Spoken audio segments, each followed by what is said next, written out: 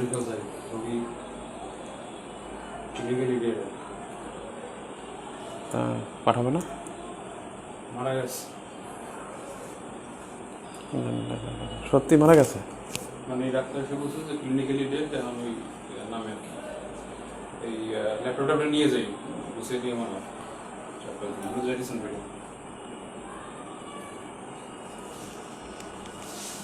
মামা আছে তো না একবার তো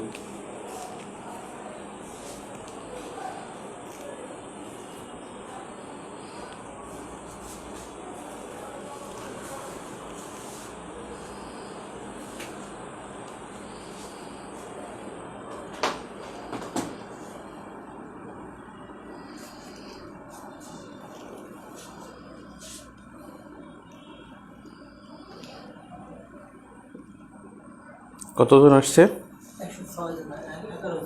ও শুরু হয়ে গেছে তাহলে শুনে।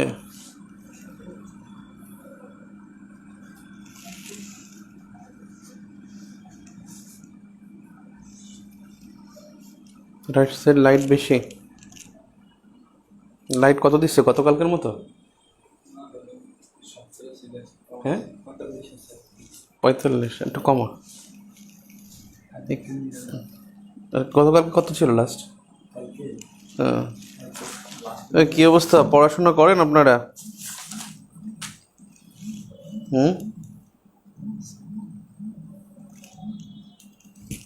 হ্যালো, নমস্কার। হ্যাঁ আচ্ছা হ্যাঁ বলেন, আমি ক্লাসে এখন। আচ্ছা 11টা। ওকে দেখেন, লাস্ট ক্লাস থেকে কয়েকটা কোশ্চেন করি আমি। বলেন, উপকূলীয় সমভূমি কোন জায়গায়?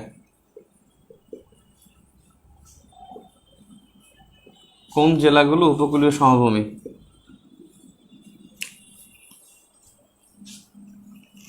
কোন জেলাগুলো উপকূলীয় সমভূমি?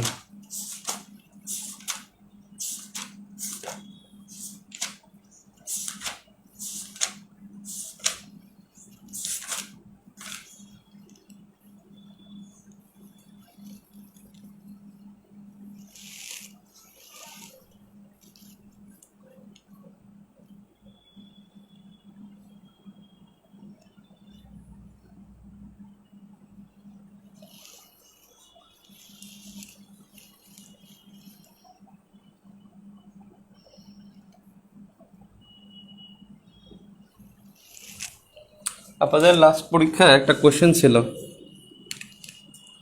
এখানে লাস্ট পরীক্ষার রেজাল্টটা দেওয়া হয় না। কোশ্চেন করতেছেন?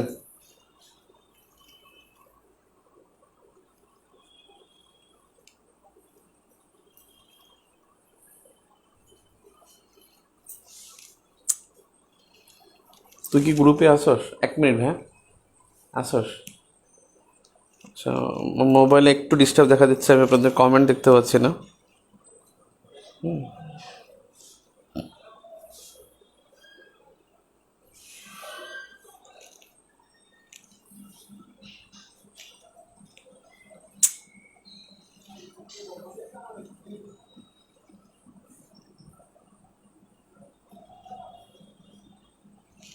ও আচ্ছা, আপনারা অনেক আসছেন, ওকে থ্যাংক ইউ।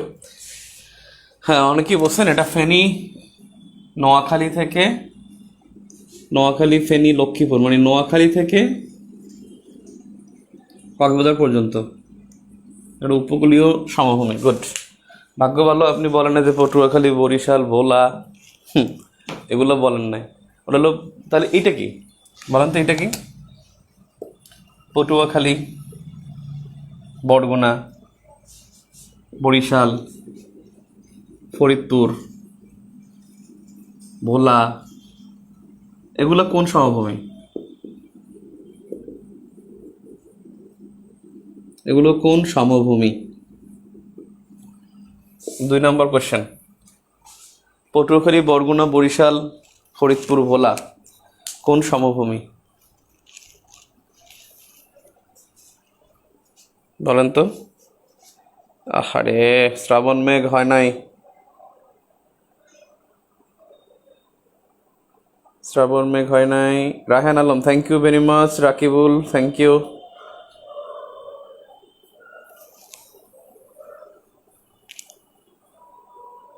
বদ্বীপ সমভূমি, ঠিক আছে, হ্যাঁ রাইট। উর্মি, শোভন, হ্যাঁ তাদেরটা ঠিক আছে, হলো বদ্বীপ সমভূমি, রাইট, বদ্বীপ সমভূমি। আপনাদের লাস্ট ক্লাসে একটা পরীক্ষার প্রশ্ন ছিল, সেটা নিয়ে একটু সমস্যা হয়েছে যে ভূত্বকের গভীরতা কত, গভীরতা কত। বেসিক্যালি এটাই তো আমরা দেখছিলাম, এটা কেন্দ্রমণ্ডল, এটা হলো গুরুমণ্ডল, আর এটা হলো অশ্বমণ্ডল, অশ্বমণ্ডল। এটা ছিল, এই অশ্বমণ্ডলটা পুরোটা হলো 64 কিলোমিটার। এখন এর মধ্যে আবার এই অংশটা যেটা হলো 3 থেকে 40 কিলোমিটার, এইটা হলো 3 থেকে 40 কিলোমিটার, এইটা হলো ভূত্বক। আর এখানের গড় গভীরতা, এই জায়গার গভীরতা হলো, মানে অশ্বমণ্ডলের গভীরতা হলো 3 থেকে 64 কিলোমিটার, পুরো অশ্বমণ্ডল 3 থেকে 64 কিলোমিটার। আর 3 থেকে 40 কিলোমিটার হলো ভূত্বক, 3 হলো সমুদ্রের নিচে, সমুদ্রের নিচে 3 কিলোমিটার, আর 40 কিলোমিটার হলো পাহাড় পর্বতের নিচে। তাহলে পর্বতের নিচে হলো 40 কিলোমিটার, আর সমুদ্রের নিচে হলো 3 কিলোমিটার। সেক্ষেত্রে ভূত্বকের গভীরতা হলো 3 থেকে 40 কিলোমিটার। তবে ভূত্বকের গড় গভীরতা যখন বলবে তখন হবে 17 কিলোমিটার। আমাদের প্রশ্নে মনে হয় ছিল গড় শব্দটা ছিল, আর 17 কিলোমিটার মনে হয় অপশনে ছিল না, এই জন্য উত্তর 3 থেকে 40 কিলোমিটার হয়েছে, গড় শব্দটা হবে না। ব্যাপারটা হলো অশ্বমণ্ডলের গভীরতা হলো 3 থেকে 64 কিলোমিটার, আর ভূত্বকের গভীরতা হলো, আর ভূত্বকের ভূত্বকের ভূত্বকের গড় গভীরতা হলো 17 কিলোমিটার, ভূত্বকের গভীরতা হলো 3 থেকে 40 কিলোমিটার। 3 কিলোমিটার হলো ভূত্বক অংশটা, অশ্বমণ্ডলের একটা অংশ, প্রত্যেকটাই তো 2টা করে অংশ দেখছিলাম আমরা, দেখছিলাম গভীর অগভীর, গভীর অগভীর, প্রত্যেকটা মণ্ডলেরই আবার 2টা করে অংশ আছে। তার মধ্যে অশ্বমণ্ডলের 2টি অংশ, একটা উপরের অংশটা হলো ভূত্বক যেখানে আমরা বসবাস করি, আর এখানে ভূত্বক হলো 3 থেকে 40 কিলোমিটার। 40 হলো পর্বতের নিচে, সমুদ্রের নিচে 3, আর গড় গভীরতা বললে 17 কিলোমিটার। I think clear.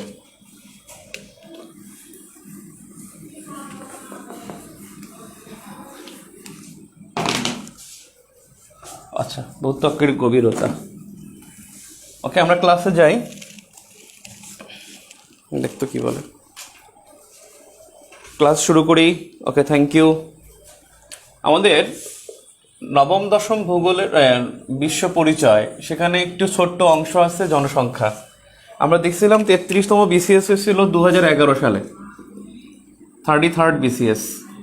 তখন কিন্তু 1991 সালের জনসংখ্যা আসছিল, 1991 সালেরটা আসছিল, 1-এরটাও আসেনি, 11-টাও আসেনি। তাহলে আমরা একটু দেখি 2001 আসুক আর 2011 আসুক, দুইটা একটু সংক্ষিপ্ত জেনে নেই।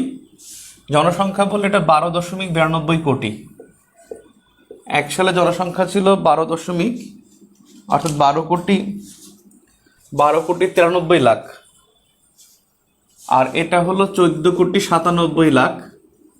তবে 97,98,000 ছিল, তার মানে প্রায় 98, যদি প্রায় বলে তাহলে হবে 14.98 কোটি, অর্থাৎ 14,98,00,000।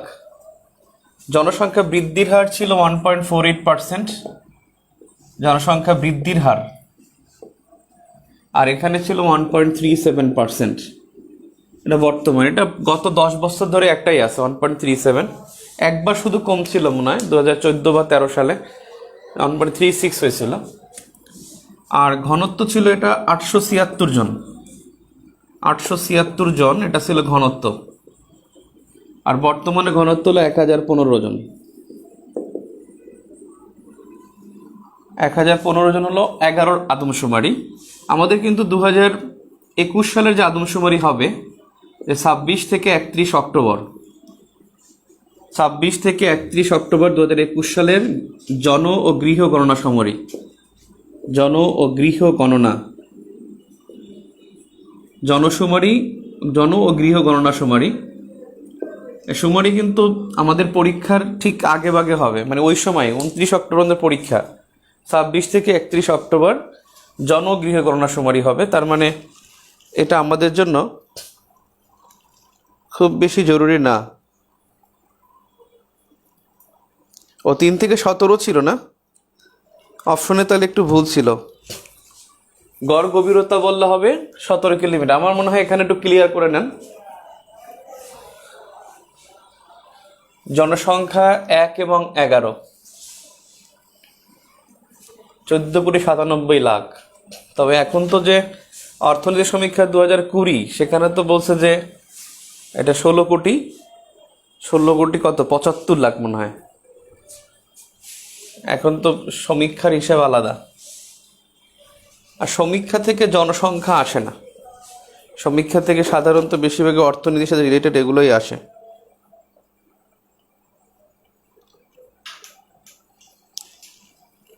ভূ অভ্যন্তরের ব্যাসার্ধের যোগফলগুলো পৃথিবীর ব্যাসার্ধের চাইতে বেশি হয়।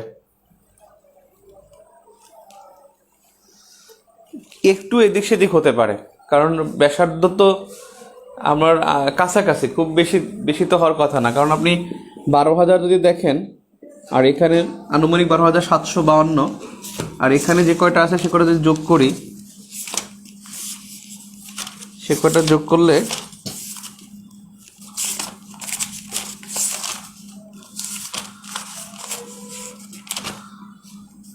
এখানে যোগ করলে তাহলে 3486, 2885, 64, 11 8 15 5 হাতে 1, 16 17 23 3 হাতে 2, 12 13 5 6, 6300, তাহলে 12,752, 752, তাহলে 700 ভাগ তো 350, 752 না, বেশি হয়ে গেল নাকি? তো 12 ব্যাসার্ধ কি, ব্যাসার্ধ অর্ধেক হবে না? 12,000 যদি ব্যাস হয়, তাহলে 12,752 যদি ব্যাস হয়, তাহলে অর্ধেক কি 6,300 হবে না? তা ঠিকই তো আছে। মার খাইছেন? আন্দাজে বলেন।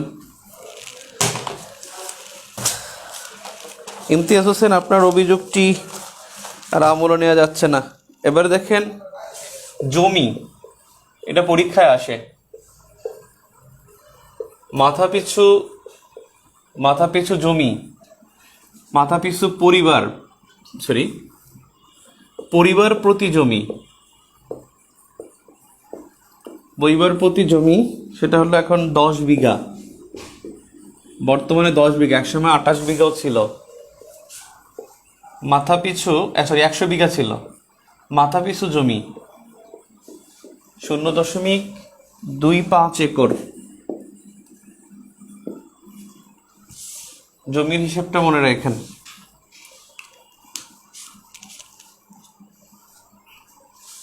এরপরে জলবায়ু, বাংলাদেশের জলবায়ু, বাংলাদেশের বিধি জলবায়ু বেসিক্যালি উষ্ণ, মানে মোটামুটি উষ্ণ।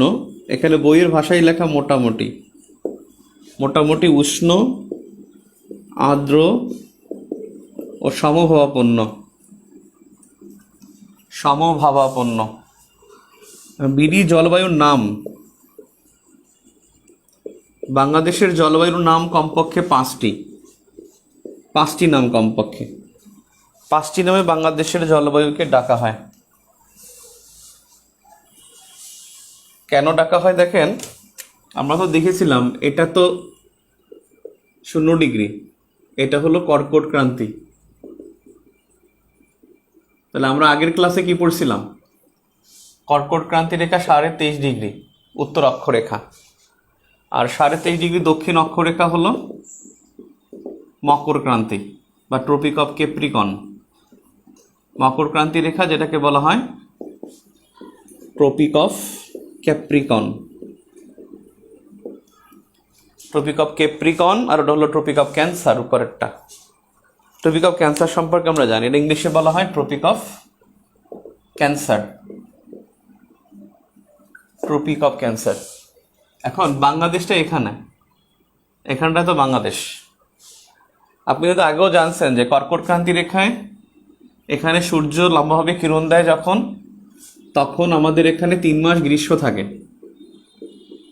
আবার এখানে কিন্তু 3 মাস যখন গ্রীষ্ম থাকে তখন কিন্তু আমাদের এখানে 3 মাস, এই যেখানে গ্রীষ্ম থাকলে আমাদের এখানে 3 মাস শীত থাকে। তাহলে দেখেন আমাদের এখানে সমান শীত সমান গরম, সমান শীত সমান গরম, তাই কি সমভাবাপন্ন জলবায়ু। সমভাবাপন্ন জলবায়ু। 2 নম্বরে দেখেন এখানে কিন্তু ঋতুর বৈচিত্র্যতা আছে। আমাদের ঋতুর বৈচিত্র্যতা আছে না? আমাদের ঋতু তো বেসিক্যালি 6টা, গ্রীষ্ম, বর্ষা, শরৎ, হেমন্ত, শীত ও বসন্ত। তার মধ্যে প্রধান হলো 3টা, গ্রীষ্ম, বর্ষা, শীত। গ্রীষ্ম, বর্ষা, শীত। তার মানে আমাদের এখানে ঋতুর বৈচিত্র্যতা আছে। আমাদের এখানে ঋতুর বৈচিত্র্যতা আছে। তাই ঋতুর বৈচিত্র্যতার জন্য দেখা যায় মৌসুমী জলবায়ু। মৌসুমী জলবায়ু। তাহলে আমাদের এখানে দ্বিতীয় নাম হলো মৌসুমী জলবায়ু বা মনসুন ক্লাইমেট। মনসুন বা মৌসুমী। নাম্বার 3, আমাদের এখানে না বেশি শীত না বেশি গরম। সমভাবাপন্ন মানে কি? সমভাবাপন্ন মানে হলো চরম ভাব নাই, চরম ভাবাপন্নতা এখানে অ্যাবসেন্ট। আমাদের জলবায়ুতে চরম ভাবাপন্নতা থাকে না।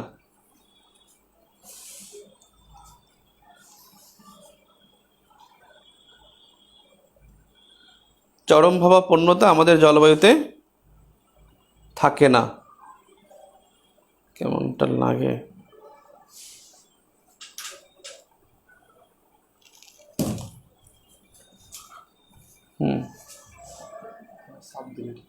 ঝাপসা দেখায় বলে কে? অটোফোকাস ঠিক করছস? এখন দেখেন আমাদের এখানে না বেশি শীত না বেশি গরম, এজন্য নাতিশীতোষ্ণ জলবায়ু। নাতিশীতোষ্ণ জলবায়ু। নাম্বার 4, একটু নিচে কর।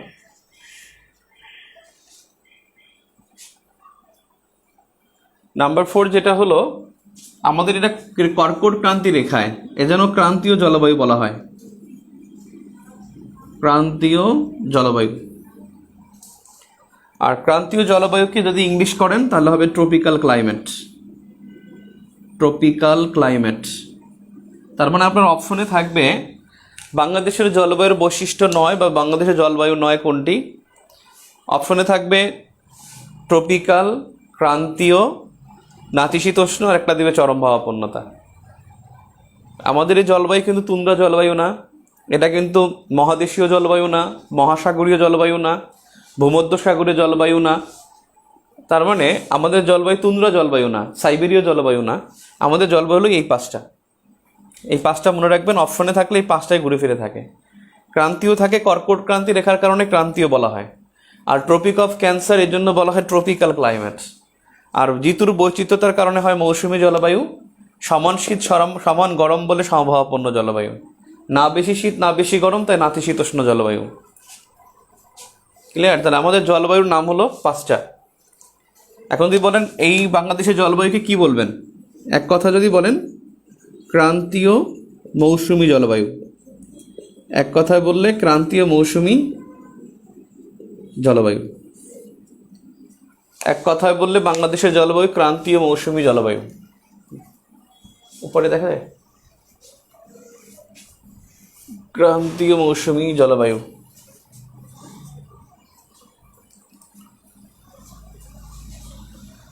তাহলে আমাদের প্রধান তিনটা ঋতু হলো বিডি। প্রধান তিনটি ঋতু, ঋতু তো এমনি 6টা।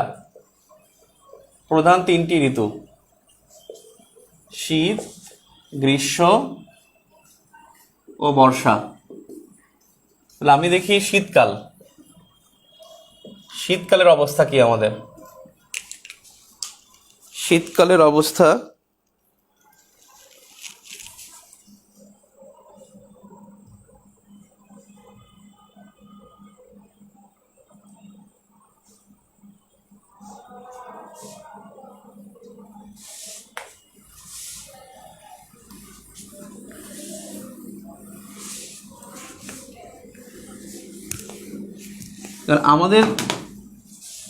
আমাদের শীতকালের যদি দেখেন, প্রথমে হল নভেম্বর থেকে ফেব্রুয়ারি আমাদের শীতকাল, নভেম্বর থেকে ফেব্রুয়ারি। আর ভারতের শীতকাল হল ডিসেম্বর থেকে শুরু হয়, আর আমাদের শীতকাল নভেম্বর থেকে ফেব্রুয়ারি। এই শীতকালে আমাদের এখানে সূর্য তির্যকভাবে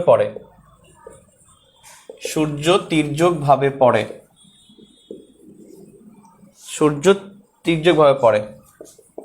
এখানে তাপমাত্রা যদি বলেন, তাপমাত্রা হলো সর্বোচ্চ 29 ডিগ্রি থেকে সর্বনিম্ন 11 ডিগ্রি। তাপমাত্রা 29 ডিগ্রি থেকে 11 ডিগ্রি। আর এই শীতকালে শীতলতম মাস হলো জানুয়ারি। যদি পরীক্ষা আসে জানুয়ারি মাসের গড় তাপমাত্রা কত, জানুয়ারি মাসের গড় তাপমাত্রা হলো 17 ডিগ্রি সেলসিয়াস। তবে জানুয়ারি মাসে সবচেয়ে বেশি তাপ থাকে, মানে এক মাসের পুরো গড় সবচেয়ে বেশি তাপ থাকে চট্টগ্রামে বা উষ্ণ থাকে, আর সবচেয়ে কম তাপ থাকে দিনাজপুরে।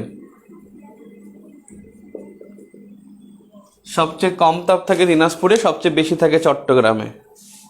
কিন্তু পঞ্চগড়ে বা তেঁতুলিয়া মাঝে মাঝে 5 ডিগ্রি 8 ডিগ্রি চলে আসে জানুয়ারি মাসে, কিন্তু গড় করলে দিনাজপুরে সবচেয়ে কম থাকে, আর সবচেয়ে বেশি থাকে চট্টগ্রামে। গড় তাপমাত্রা হলো 17 ডিগ্রি সেলসিয়াস। এখানে সমতাপ রেখাগুলো পূর্ব পশ্চিমে অবস্থান করে। সমতাপ রেখা খুব গুরুত্বপূর্ণ, এটা পূর্ব পশ্চিমে অবস্থান করে। সমতাপ রেখা পূর্ব পশ্চিমে অবস্থান করে। এখন যদি বলেন সমতাপ রেখা কি, পূর্ব পশ্চিমে অবস্থান বলতে দেখেন এইটাকে বলা হয়,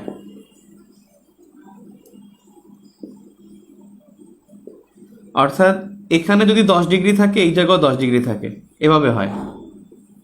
অর্থাৎ এই রাজশাহীর এই জায়গার তাপমাত্রার সাথে এই জায়গার তাপমাত্রা মিল থাকে। যদি এখানে 11 ডিগ্রি থাকে এখানেও 11 ডিগ্রি থাকে, সেটা বোঝানো হয়েছে। অর্থাৎ সমতাপ রেখাগুলো পূর্ব পশ্চিমে অবস্থান করে। যেমন বর্ষাকালে কিন্তু সমতাপ রেখা আবার এভাবে যায় বর্ষাকালে, কারণ এখান থেকে এইটার একটা মিল থাকে। বর্ষাকালের হিসাবটা আলাদা। আর শীতকালে পূর্ব পশ্চিমে সমতাপ রেখা পূর্ব পশ্চিমে থাকে। এটা কিন্তু খুব গুরুত্বপূর্ণ, পরীক্ষায় কিন্তু এইটা দিতে পারে যে সমতাপ রেখা পূর্ব পশ্চিমে থাকে কোন ঋতুতে, শীতকালে। তাহলে শীতকাল হলো নভেম্বর থেকে ফেব্রুয়ারি, সূর্য তির্যকভাবে পড়ে, তাপমাত্রা 29 থেকে 11 ডিগ্রি সেলসিয়াস থাকে। শীতলতম মাস হলো জানুয়ারি, আর গড় তাপমাত্রা 17 ডিগ্রি। আর সবচেয়ে বেশি তাপ থাকে চট্টগ্রামে, কম থাকে দিনাজপুরে। সমতাপ রেখাগুলো পূর্ব পশ্চিমে অবস্থান করে। ক্লিয়ার? দেখা যায় না, এখানে কমেন্ট দেখা যায় না কি কোনটা?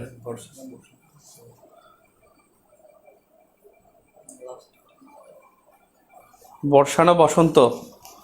বর্ষা কি বসন্ত? গ্রীষ্মকাল। অনেকে এখন এটাকে গ্রীষ্মকাল বলে। গ্রীষ্মকালের অবস্থান যদি বলে সেটা হলো মার্চ থেকে মে মাস পর্যন্ত গ্রীষ্মকাল।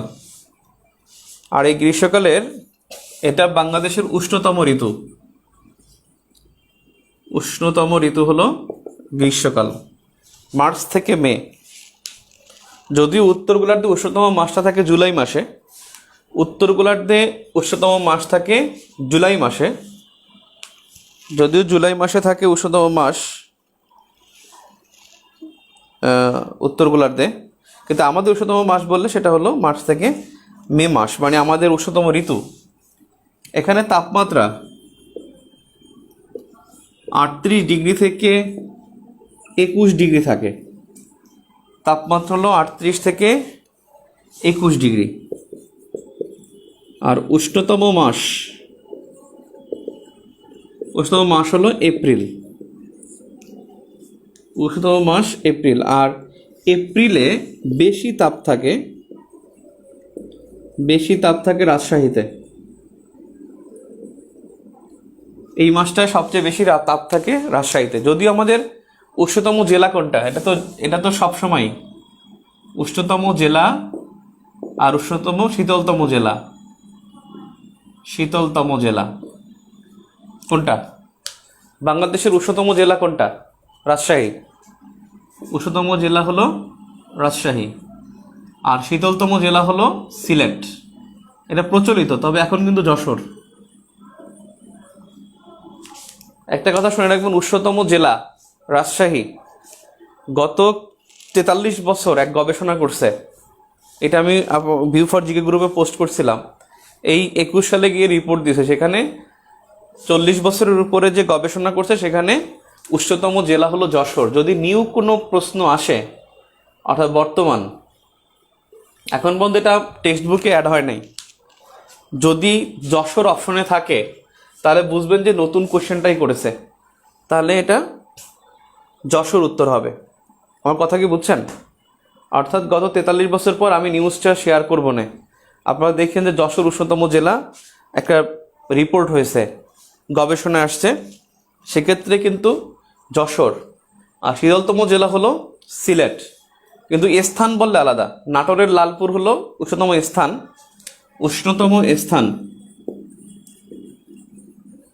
নাটোরের লালপুর। আর শীতলতম স্থান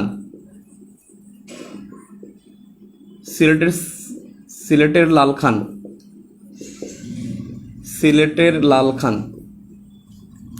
শীতলতম স্থান সিলেটের লালখান, আর উষ্ণতম স্থান নাটোরের লালপুর। আর বৃষ্টিপাত আগে বেশি হইতো কোথায়? সিলেটের শ্রীমঙ্গলে বেশি হইতো বৃষ্টিপাত। এখন কিন্তু বৃষ্টিপাত টেকনাফ। গত 2 বছর যাবৎ সবচেয়ে বেশি বৃষ্টিপাত হচ্ছে টেকনাফে।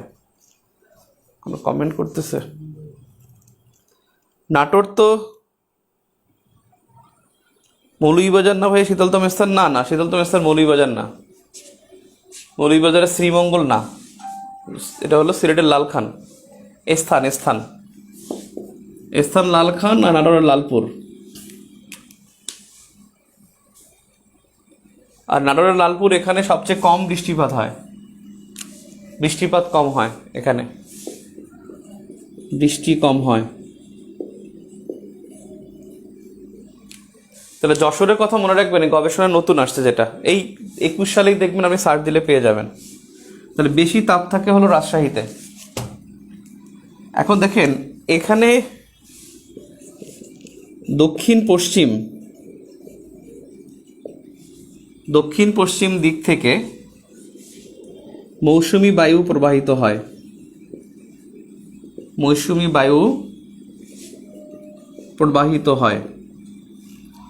দক্ষিণ পশ্চিম দিক থেকে এই গ্রীষ্মকালে দক্ষিণ পশ্চিম দিক থেকে মৌসুমী বায়ু প্রবাহিত হয়। ঠিক এই সময় আরেকটা ঘটনা ঘটে, যে উত্তর পশ্চিম দিক থেকে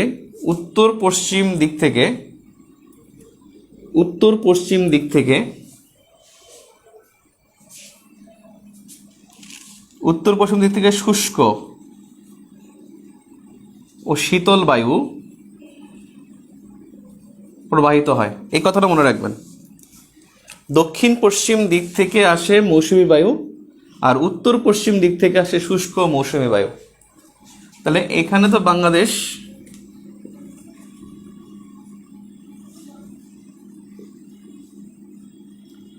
দক্ষিণ পশ্চিম দিক থেকে, দক্ষিণ পশ্চিম দিকে, আর এখানে উত্তর পূর্ব থেকে, এখান থেকে আসে হলো উত্তর পশ্চিম দিক থেকে, এদিক থেকে আসে শুষ্ক বায়ু, এদিক থেকে শুষ্ক বায়ু আসে আর এদিক থেকে আসে শীতল বায়ু। তাহলে এই জায়গায় একটা সংঘর্ষের হয়, এই জায়গায় এই দুই বায়ুর একটা সংঘর্ষ হয়। এই দুই বায়ুর সংঘর্ষের ফলে, এই দুটি সংঘর্ষের ফলে কালবৈশাখী হয়।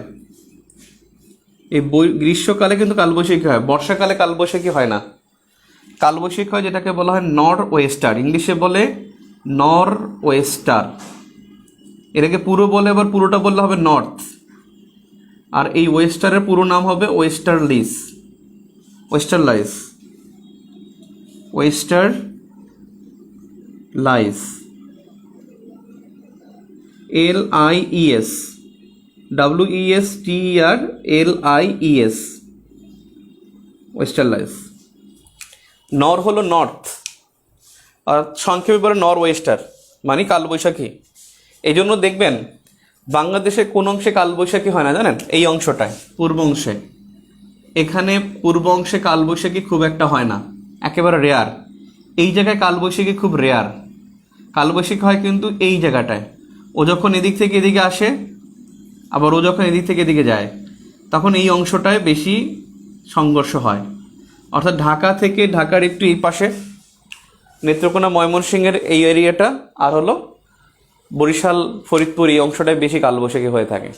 এই জন্য দেখবেন লঞ্চ ডুবে যায়, বেশিরভাগ লঞ্চ ডুবে যায় কিন্তু মেঘনায়, চাঁদপুর এরিয়ায়, চাঁদপুর, তারপর এদিকে হলো আপনার এই যে কাঠপট্টি যেটাকে বলে ময়মনসিংহগঞ্জ, তারপরে হলো ঢাকা। তার মানে এই অংশটায় সংঘর্ষের ফলে কি হয়? কালবৈশাখী হয়। তাহলে বাংলাদেশে কোন অংশে কালবৈশাখী খুব কম হয়? সেটা হলো দক্ষিণ পূর্ব অংশে। দক্ষিণ পূর্বাংশে বেশি কালবৈশাখী হয় না। আপনার কক্সবাজারে কালবৈশাখী হওয়ার চান্স কম থাকে, কারণ এখান থেকে শুষ্ক, দুইটা তো সংঘর্ষ হতে হবে, সংঘর্ষ না হলে তো আর কালবৈশাখী হবে না।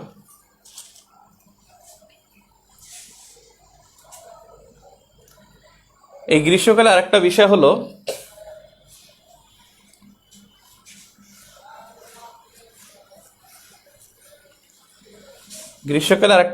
যে এপ্রিল মে মাসে নিম্নচাপের কারণে উপকূলে সাইক্লোন হয়। এপ্রিল মে মাসে নিম্নচাপের কারণে উপকূলে সাইক্লোন হয়। আর এই এপ্রিল মাসে কিন্তু একটা বড় সাইক্লোন হয়েছিল 29 এপ্রিল 1991 সালে একটা বড় ধরনের সাইক্লোন হয়েছিল। সে সাইক্লোনের নাম হলো কি? বড় ধরনের সাইক্লোন হয়েছিল, তার নাম হলো মেরিয়ান। এ পর্যন্ত সবচেয়ে গতিসম্পন্ন সাইক্লোন। 320 কিলোমিটার গতিবেগ ছিল, 300 কিলোমিটার বেশি। সবচেয়ে বেশি, প্রায় 1.5 লাখ মানুষ মারা গেছে এখানে। মেরিয়ান নাম ছিল, যেটা সবচেয়ে গতিসম্পন্ন ছিল। আর সবচেয়ে হতাহত বেশি হয়েছে 70 ঘূর্ণিঝড়ে, 5 লাখ থেকে 10 লাখ, বিভিন্ন রিপোর্টে আসছে 5 থেকে 10 লাখ। এখন কথা হলো ভাই, নিম্নচাপটা কি? হোয়াট ইজ নিম্নচাপ? নিম্নচাপ আর হলো উচ্চচাপ।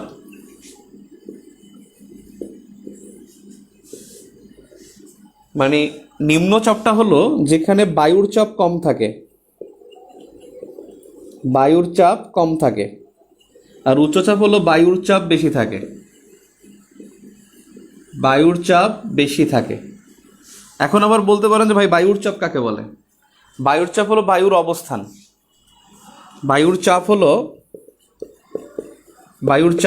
এটা হলো বায়ুর অবস্থান। কোন কোশ্চেন আছে? বায়ুর চাপ হলো বায়ুর অবস্থান। অর্থাৎ এখানে ধরেন একটা জায়গায়, এই জায়গাটা প্রচুর উষ্ণ হলো, ধরেন এটা সমুদ্র, এখানে প্রচুর তাপ দিল, এখান থেকে এই তাপটা বাষ্প হয়ে উড়ে গেল, তখন এখানে একটা খালি স্থান পূরণ হয়, খালি স্থান দেখা দেয়। এই খালি স্থান হলে এখানে চতুর্দিক থেকে বায়ুটা এখানে গিয়ে স্থান দখল করে। এই যে বায়ুটা চারদিক থেকে আসে, এর ফলে একটা ঘূর্ণিঝড়ের বা সাইক্লোনের সৃষ্টি হয়। অর্থাৎ তাপ বেশি থাকলে বায়ুর চাপ কম থাকবে। বায়ুর চাপ মানে হলো বায়ুর অবস্থানকে বোঝায়। এখন চাপ কম কখন থাকবে? যখন উষ্ণতা বেশি থাকবে। উষ্ণতা বেশি থাকলে বায়ুর চাপ কম থাকে।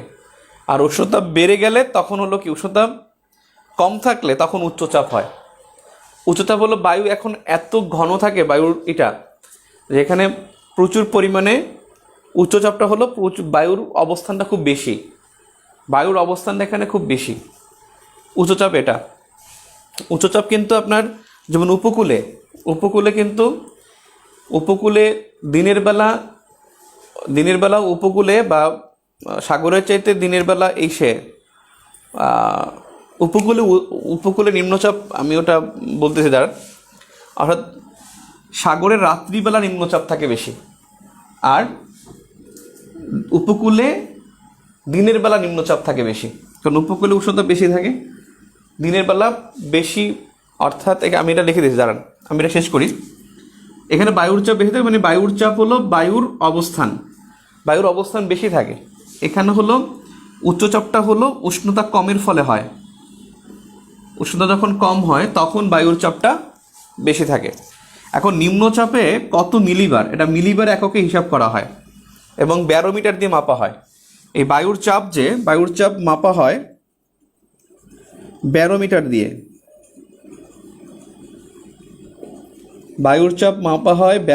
দিয়ে।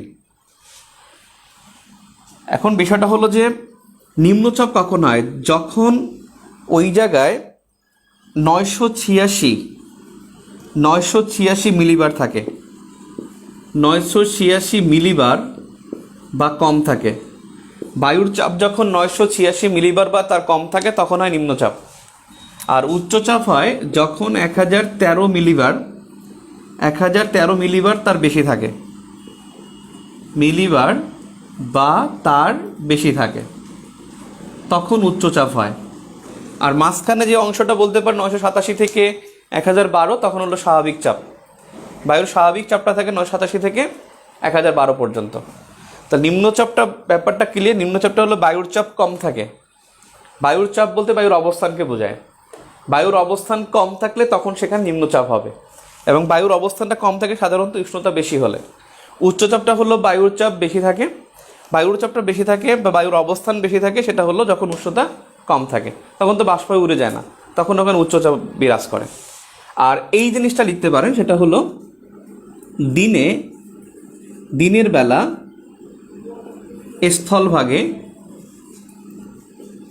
স্থলভাগে নিম্নচাপ ও সমুদ্রে উচ্চচাপ থাকে। দেখেন না, সমুদ্রে প্রচুর বাতাস থাকে। রাতের বেলা সমুদ্রে উচ্চচাপ, আচ্ছা ঠিকই আছে। রাতের বেলা স্থলভাগে উচ্চচাপ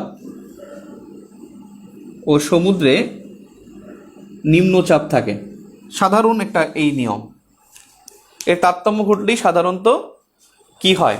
সাইক্লোন তৈরি হয়। এবং এই নিম্নচাপের কারণে যে সাইক্লোন হয়, এটা সাধারণত দেখা যায় বঙ্গোপসাগর ও ভারত মহাসাগর এলাকায়।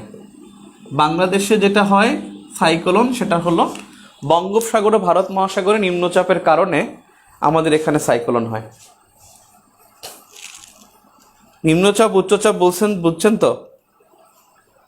শাহিদা বাড়ি, আপনি বুঝেন নাই।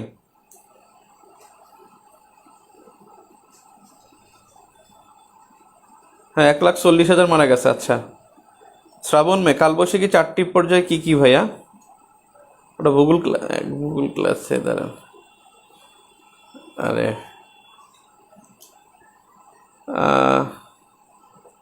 উত্তরের বায়ু শীতল কেন? হিমালয় তাই। গুড। নিম্নচাপ কি? বললাম তো, তাপ বাড়লে চাপও বাড়ে।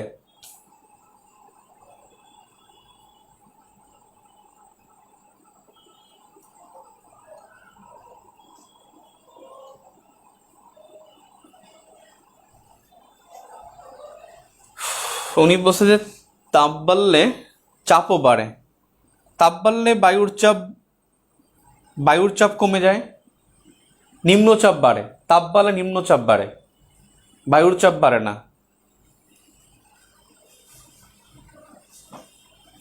আপনি যেটা জানেন এটা ভুল জানেন হয়তো বা বুঝতে পারতেছেন না। আবার শোনেন, নিম্নচাপ সাধারণত হবে যখন মানে উষ্ণতা বেশি থাকবে, প্রচুর পরিমাণে তাপ পড়বে। প্রচুর পরিমাণে তাপ পড়লে তখন নিম্নচাপ হবে। এখন উষ্ণতা বেশি থাকলে ওখান থেকে বায়ুটা উঠে যাবে, ওখানে একটা খালি ভ্যাকাম তৈরি হবে, বায়ুর স্থান থাকবে, তখন এখানে সব দিক থেকে বায়ু আসবে, এখানে আসার পরে একটা সাইক্লোন তৈরি করবে। আর যখন তাপ পড়বে না তখন তো আর বায়ুর চাপের তাপ যখন বেশি থাকবে না তখন ওখানে নিম্নচাপ হওয়ার আশঙ্কা নাই, কারণ ওখানে তখন বায়ুর উপস্থিতি। বায়ুর চাপ কম থাকে নিম্নচাপে, বায়ুর চাপ বেশি থাকে উচ্চচাপে। বায়ুর চাপ কি? বায়ুর চাপ হলো বায়ুর অবস্থান। বায়ুর চাপটা হলো বায়ুর অবস্থান, যে কোনো জায়গায় ভ্যাকাম আছে কিনা বা বায়ু আছে কিনা সেটা।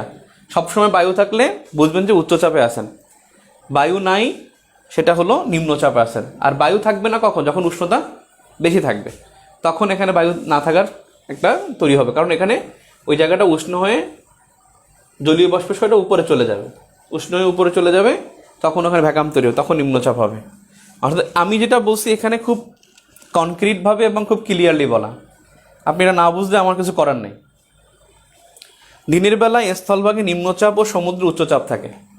দিনের বেলায় স্থলভাগে নিম্নচাপ, কারণ স্থলভাগে বেশি তাপ ধারণ করতে পারে, জলভাগের চাইতে স্থলভাগ বেশি তাপ ধারণ করতে পারে। আর রাতের বেলায় স্থলভাগে উচ্চচাপ থাকে, কারণ রাতের ভাগে এখানে তারা তাপটা ছেড়ে দেয়, মানে যেটা তাপ ধরে রাখে সেটা ছেড়ে দেয়। আর সমুদ্রে কি থাকে? নিম্নচাপ থাকে। সাধারণত যখন উচ্চচাপ থাকে তখন কিন্তু বৃষ্টিপাত হয়ে থাকে, ঠিক আছে? উচ্চচাপ থাকলে মানে নিম্নচাপ, বৃষ্টিপাত, নিম্নচাপের পরে বৃষ্টিপাত হয়, রাইট। নিম্নচাপ যখন দেখা দিবে তখন এখানে বৃষ্টিপাত হবে। সমুদ্রের নিম্নচাপ, এখানে হলো উচ্চচাপ, রাইট।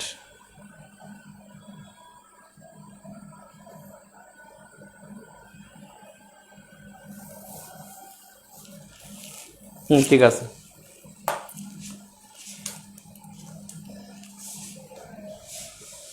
এটা মনে রাখেন, মিলিবার আর ব্যারোমিটার মাপা হয় ব্যারোমিটার দিয়ে। এটা 986 মিলিবার বা তার কম হলে নিম্নচাপ, আর 1013 মিলিবার বা তার বেশি হলে উচ্চচাপ হয়।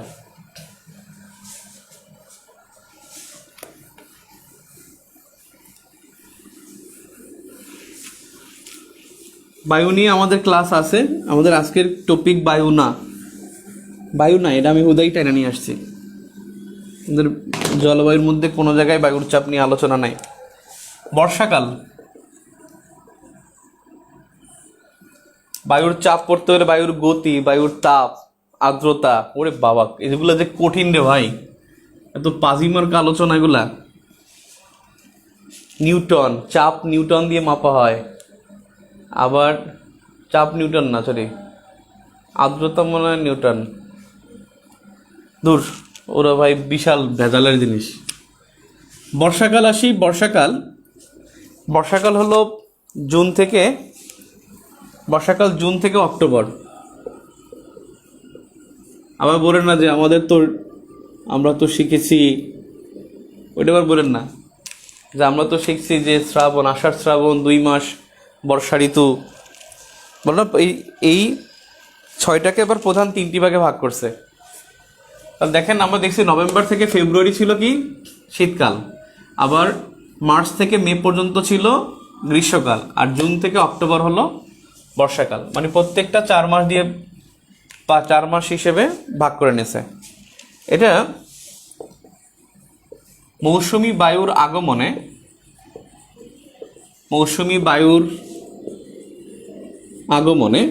এই মৌসুমী বায়ু কিন্তু দক্ষিণ পশ্চিম, এখানেও দক্ষিণ পশ্চিম মৌসুমী বায়ু আসে। বায়ুর আগমনে বর্ষাকাল শুরু হয় বা বৃষ্টিপাত হয়। এখন বর্ষাকালে কিন্তু আপনার কালবৈশাখী হয় না, কালবৈশাখী হয় কিন্তু গ্রীষ্মকালে, কালবৈশাখী হয় না কেন? কারণ গ্রীষ্মকালে উত্তর অংশে ওখানে কি পড়ে, ওখানে প্রচুর পরিমাণে মানে গ্রীষ্মকালে ওখানে তাপ ধারণ করে, তাপ ধারণ করলে ওই শুষ্ক বায়ুটা আসে, আর মানে প্রচুর তাপ পড়ে, বৃষ্টিপাত হয় না উত্তর অঞ্চলে, উত্তর পশ্চিম অঞ্চলে বৃষ্টিপাত হয় না। কিন্তু বর্ষাকালে তো বৃষ্টিপাত হয়, হিমালয়ের সাথে বাধা পেয়ে মেঘ তারপরে আমাদের এখানে বৃষ্টিপাত ঘটায়, সিলেট অঞ্চলে বা এইসব উত্তরবঙ্গের এখানে বৃষ্টিপাত ঘটায়। এখন বর্ষাকালে তার বৃষ্টিপাত হয়, কিন্তু গ্রীষ্মকালে তার বৃষ্টিপাতটা হয় না। এ কারণে কালবৈশাখী গ্রীষ্মকালে হয়, বর্ষাকালে কালবৈশাখী হয় না, ওখান থেকে বায়ুটা আসে না, সংঘর্ষ বাঁধে না। তাহলে মৌসুমী বায়ুর আগমনে বর্ষাকাল হয়। এই বর্ষাকালে সূর্য লম্বভাবে কিরণ দেয়, সূর্য লম্বভাবে কিরণ দেয়।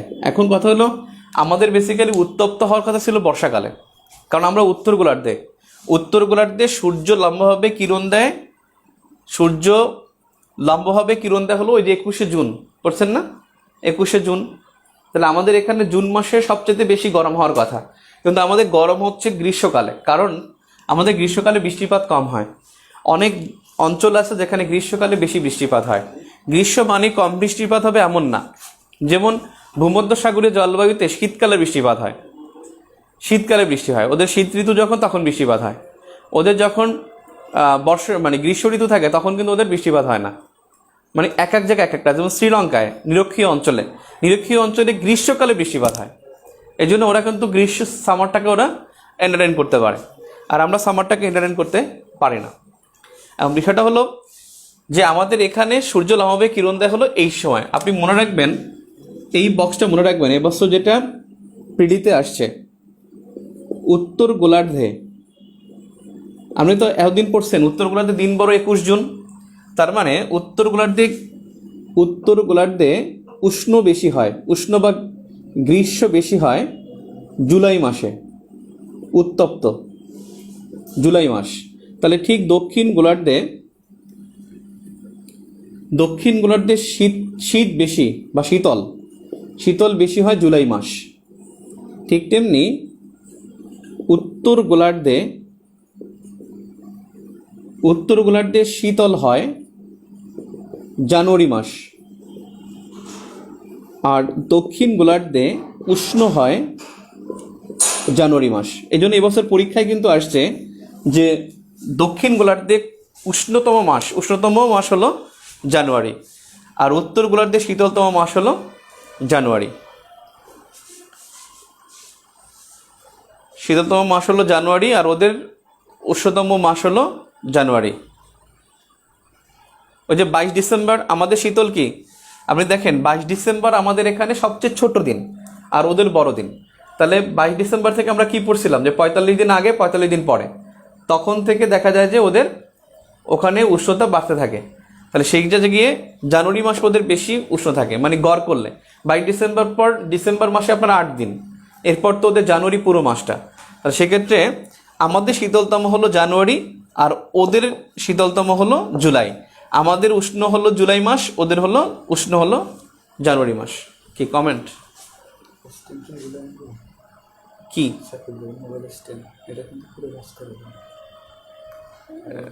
তো অনেক বড়,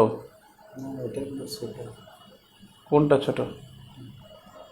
ভালো করে জানতে বললাম তো ক্লাসে, না বলবো কিভাবে?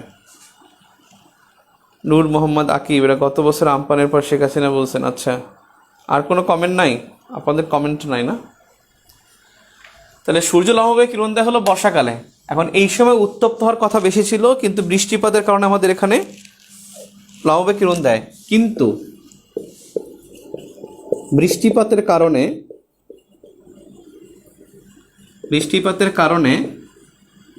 বিড়ি উত্তপ্ত থাকে না, বৃষ্টিপাতের কারণে বিড়ি উত্তপ্ত থাকে না। আর এই বর্ষাকালে গড় তাপমাত্রা হলো 27 ডিগ্রি। আমাদের বৃষ্টিপাতের কারণে বাংলাদেশ উত্তপ্ত হয় না। বৃষ্টিপাত সম্পর্কে একটু জানেন? বৃষ্টিপাত হলো মানে বর্ষাকালে মোট বৃষ্টিপাতের 4 ভাগের 3 ভাগ হয়ে থাকে। 4/3 হয়। বর্ষাকালে 4/3 মানে বাংলাদেশের মোট যে বৃষ্টিপাত, মোট বৃষ্টিপাতের 4/3 হয় বর্ষাকালে।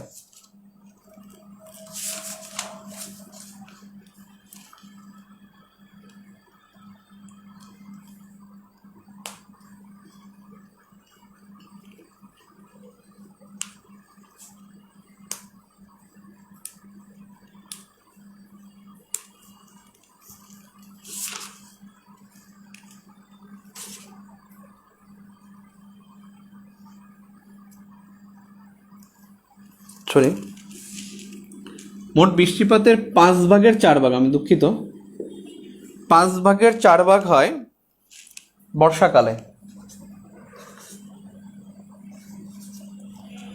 5/4 হয় বর্ষাকালে।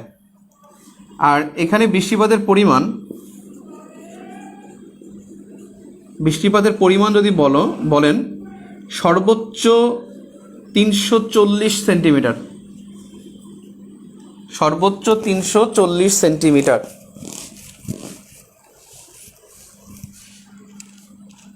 আর বৃষ্টিপাত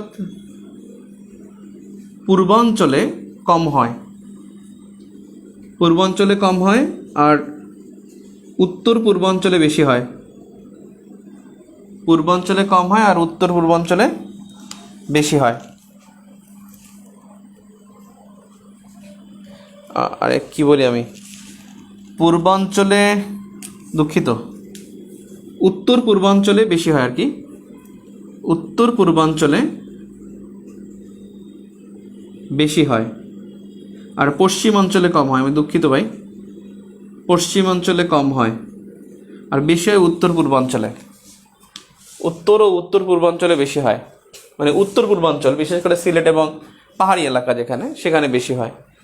তাহলে বর্ষাকাল জুন থেকে অক্টোবর, মৌসুমী বায়ুর আগমনে বর্ষাকাল হয়, সূর্য লম্বে কিরণ দেয়, কিন্তু বৃষ্টিপাতের কারণে বাংলাদেশ উত্তপ্ত থাকে না।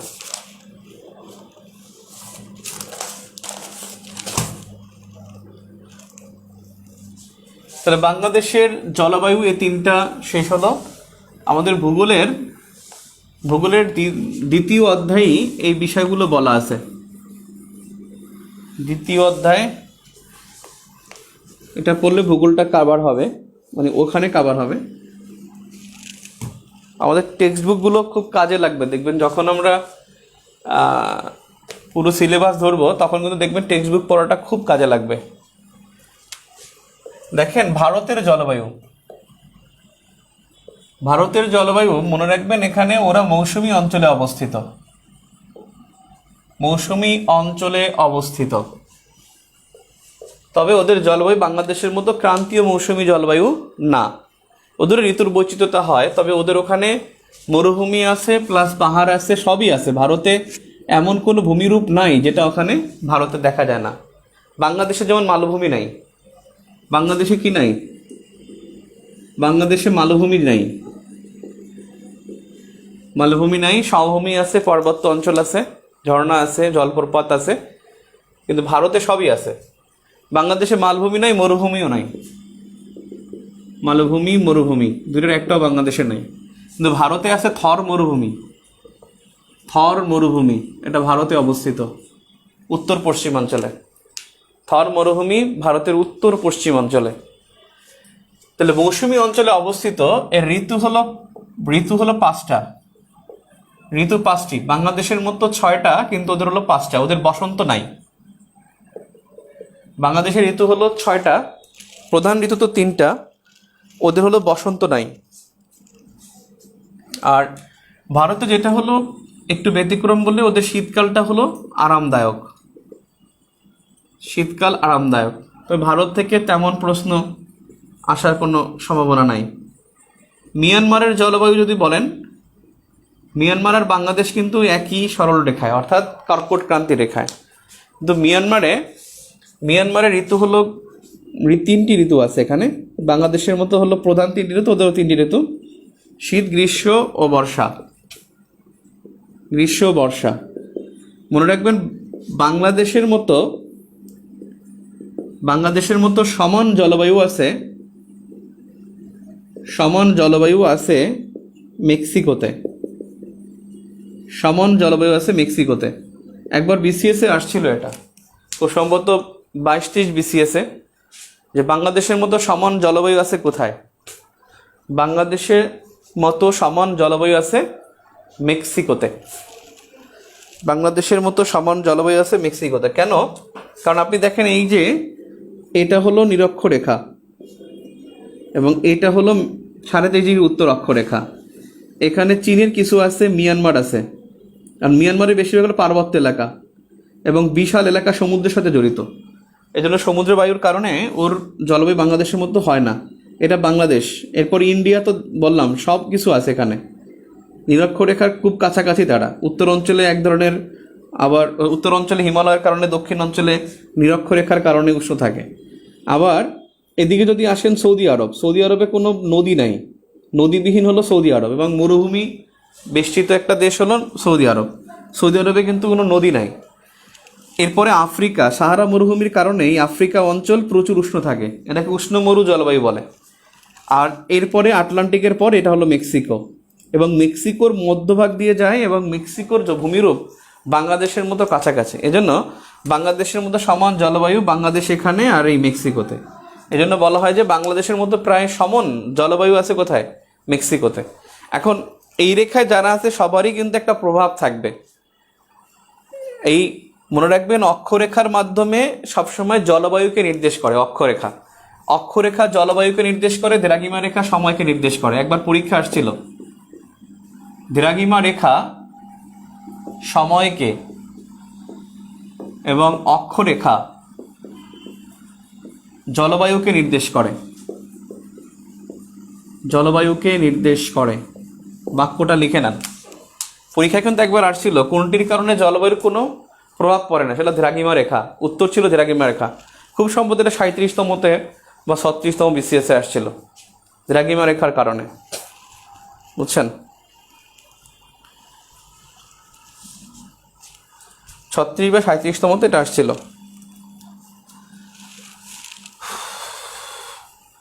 তাহলে মিয়ানমারের 3টি প্রধান ঋতু। এখন বাংলাদেশের মতো প্রায় সমান মিয়ানমার এবং ভারতের, কিন্তু বেশি মিলে হলো মেক্সিকোর সাথে। ঠিক আছে? ভারত যদি মেক্সিকো অপশনে না থাকে, এগুলো থাকলে তখন কিন্তু বুদ্ধি করে উত্তর করতে হবে। আর আরেকটা বিষয় হলো, এখানে কর্কট ক্রান্তি রেখায় অবস্থিত, তাই এটা ফ্যাক্ট। আপনাকেও কিন্তু টেস্ট করবে শুধু যে আপনি অক্ষরেখা সম্পর্কে ধারণা আছে কিনা, সেভাবে টেস্ট করে প্রশ্ন করে।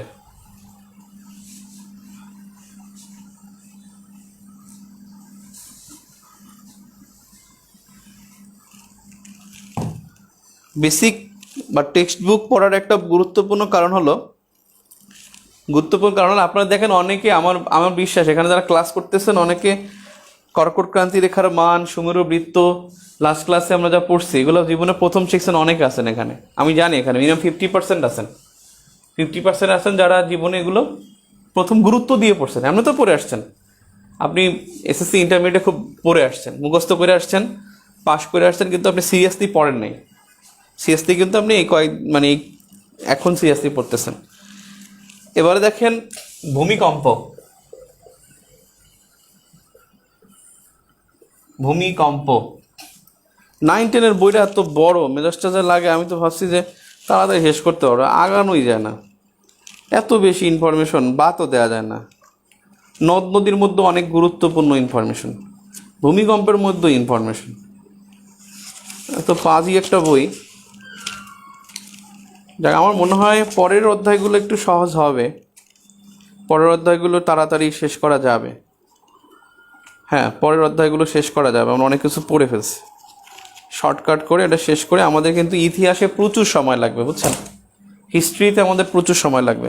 কতজন আছে রে? 180। কমতেছে কেন?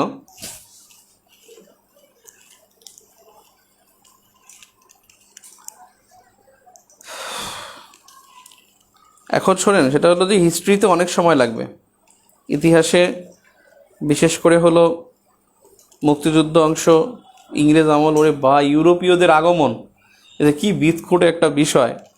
আর পর্তুগিজদের বিতাড়ন যে কয়জন করছে তার কোনো ইয়ত্তা নেই। এই আওরঙ্গজেব বিতরণ করে, এই শেরশাহ করে, এই শায়েস্তা খান করে, মানে পাগল হয়ে যেতে হয়। তারপর যাক আমরা সহজ করবো ইনশাল্লাহ। ঠিক আছে, আপনারা একটু কমেন্ট করে জানান তো যে আমাদের প্রিলিমিনারি বেসিক ভিউ এটা এখন দেব না কি করবো বলেন তো? প্রিলির বেসিক ভিউটা কী অবস্থা বলেন তো আপনাদের? মানে প্রিলির বেসিক ভিউ মানুষ যেভাবে সমালোচনা করতেছে হুদ্দাই, প্রিলির বেসিক ভিউটার কি এখন খুব বেশি চাহিদা আছে কি মনে হয়? আমার বন্ধু বান্ধব বা কিছু একটা, নাকি বাদ দেবে বছর? আইসো হাইট এর প্রশ্ন এসএসসি ভূগোল থেকে আসছিল? না না, এসএসসি না, এসএসসি আইসো হাইট, আইসো বার্ড, এগুলো আমরা এবছর ভূগোলটা খুব সমৃদ্ধ করছি গতবারে বেসিক ভিউ চাইতে। ইন্টারমিডিয়েট ভূগোল বই থেকে আমরা যেমন মেঘ অধ্যায়, এগুলো মানে সবগুলো যেগুলো 9, 10 অধ্যায়ে 9, 10 বইতে নাই, ইন্টারমিডিয়েট বইতে আছে, সেগুলো এখানে অ্যাড করছি এবছর।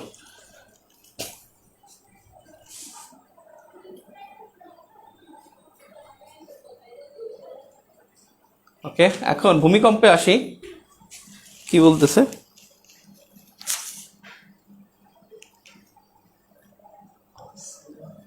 হ্যাঁ,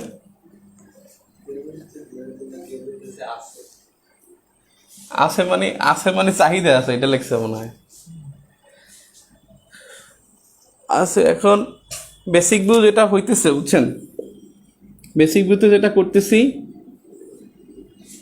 সেটা হলো প্রথমত হলো বিগত যে কোশ্চেনগুলো সালসহ, এবছর সালসহ বসাইছি এই এডিশনে। সালসহ কাজ আমাদের মনে হয় আর 4-5 দিন লাগবে সালসহ বসাতে। আর একটা হলো আগে তো বিগত কোশ্চেন ছিল 35 থেকে 40, এবছর একেবারে 10ম থেকে 41 সব বিসিএস কোশ্চেন শুরুতে দিয়ে দিচ্ছি, মানে নতুন সিলেবাস দিয়ে পুরাতন সিলেবাস দিয়ে, তারপর ওখানে অ্যাড করে ব্যাখ্যা দিচ্ছি, অ্যাড এবং ব্যাখ্যা। আবার হলো শেষে সব কোশ্চেনগুলো, যেমন বাংলাদেশ বিষয়গুলিতে সব কোশ্চেনগুলো, বিগত কোশ্চেনগুলো শেষে আবার এক নজরে দিয়ে দিচ্ছি, মানে সালটাল লেখা নেই, শুধু কোশ্চেন আনসার, একটা বিষয়। আর হলো কিছু বিষয় অ্যাড করছি যেগুলো আগে ছিল না, যেমন এইচএসসি ভূগোল আমরা পড়ি নাই, সেটা এখন এইচএসসি ভূগোলটা অ্যাড করছি। আর হলো কিছু বিষয় যেমন সভ্যতা আমাদের ছিল না, সভ্যতা বেসিক্যালি সিলেবাসে নাই, গ্লোবাল হিস্ট্রির মধ্যে সভ্যতা পড়ে না। এখন তারা যে কেন কোশ্চেন করে আমি জানি না, তাই সভ্যতাটা অ্যাড করে দিছি, সভ্যতা এবং আরও কিছু বিষয় যেমন বন্দর টন্দর এগুলো অ্যাড করছি। আবার কিছু জিনিস বাদ দিছি যেগুলো আমি দেখেন না আগের যেমন স্টার মার্ক ছিল না, সেই স্টার মার্ক ছিল না, বা যেগুলো একেবারে কম গুরুত্বপূর্ণ সেগুলো বাদ দিয়ে দিচ্ছি, যেহেতু অনেকে বলতেছে যে এটা দরকার নেই। কিছু জিনিস দিচ্ছি যে জানার জন্য, আবার কিছু জিনিস দিচ্ছি যে মানে হুদাই দিয়ে রাখছি যে ওটা তো স্টারও নাই, আমি তো ভাবছি যে স্টার নাই, এটা পড়বে না, মানে সে সব পড়ে আলায়, তা আমি করবো কি? পড়ে বলে যে এত বড় মোটা বই সেই, এই জন্য ওই স্টার ছাড়া যেগুলো সেগুলো একবার কেটেই দেবো, একবার রাখবোই না, এই আর কি। আমার মনে হয় গতবারের সাথে এটা খুব ভালো হবে ইনশাল্লাহ। ঠিক আছে, ওকে। এখন আসি ভূমিকম্পে। রেডি? ভূমিকম্পে আসেন। ভূমিকম্প হলো যে গত 4000 বছরে, অর্থাৎ ভূমিকম্পের ইতিহাস বললে গত 4000 বছরে 1.5 কোটি মানুষ মারা যায়। 1.5 কোটি মানুষ মারা যায় বিশ্বে, বাংলাদেশে না, শুধু বিশ্বে 1.5 কোটি মানুষ মারা যায়। এখন ভূমিকম্প আসলে কি, এই বাক্যটা পুরো উঠাবেন, বাক্যটা কমপক্ষে 2-3 বার রিডিং দিবেন। বাক্যটা হলো ভূত্বকের নিচের অংশে যে তেজস্ক্রিয়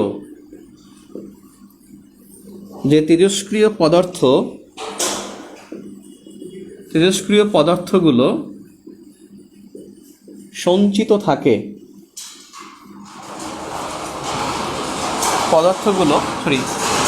পদার্থগুলো থেকে অংশে, তেজস্ক্রিয় অংশে যে কথাটা বাদ দিয়ে দেন, ভূত্বকের নিচের অংশে তেজস্ক্রিয় পদার্থগুলো থেকে তাপ বিচ্ছুরিত হয়, তাপ বিচ্ছুরিত হয়। এই তাপ সঞ্চিত হয়ে, এই তাপ সঞ্চিত হয়ে পৃথিবীর অভ্যন্তরে, পৃথিবীর অভ্যন্তরে পরিচলন স্রোতের, পরিচলন স্রোতের সৃষ্টি হয়। এই তাপ সঞ্চিত পৃথিবীর অভ্যন্তরে পরিচলন স্রোতের সৃষ্টি হয় এবং সেখানে প্রবল শক্তি, সেখানে প্রবল শক্তি উৎপন্ন হয়ে ভূত্বকের বিভিন্ন অংশে, ভূত্বকের বিভিন্ন অংশে, ভূত্বকের বিভিন্ন অংশে পরিবর্তন সাধিত হয়।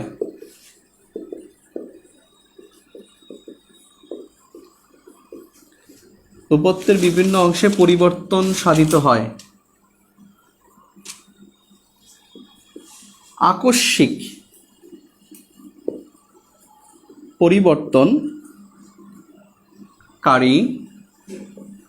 আকস্মিক পরিবর্তনকারী শক্তি হলো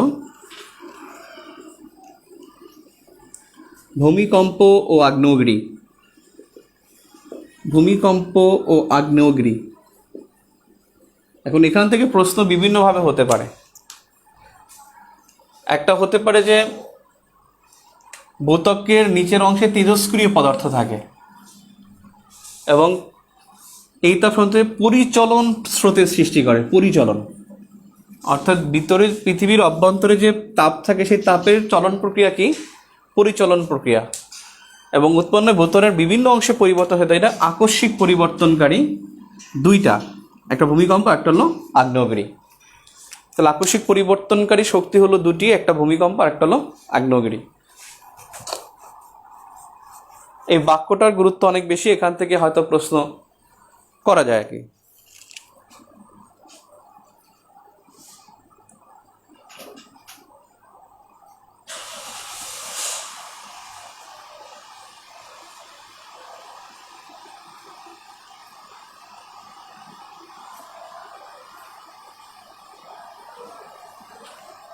থ্যাংক ইউ ভেরি মাচ, অনেকেই কমেন্ট করছেন, থ্যাংক ইউ। শেখ নজরুল ইসলাম বলছে যে খুদাই দিয়ে না, লস হবে স্যার।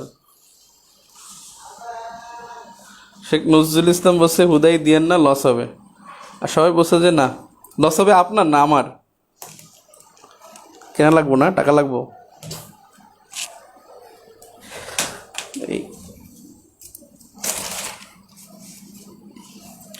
তাহলে এই ভূমিকম্প মনে রাখবেন, এটা আকস্মিক ও ক্ষণস্থায়ী। আকস্মিক ও ক্ষণস্থায়ী। ক্ষণস্থায়ী মানে কয়েক সেকেন্ড। ভূমিকম্প কয়েক সেকেন্ড স্থায়ী হয়।